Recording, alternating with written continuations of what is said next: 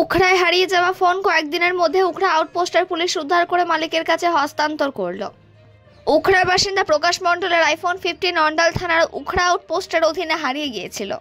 এই অভিযোগ পেয়ে উখড়া আউটপোস্টের পুলিশ 2 দিনের মধ্যে চুরি হওয়া ফোনটি উদ্ধার করে মালিকের কাছে হস্তান্তর করে। উপস্থিত ছিলেন উখড়া আউটপোস্টের শিশিউলি মণ্ডল, এসআই প্রাণকৃষ্ণ পারামানিক এবং এএসআই দেবদুলার মাঝি।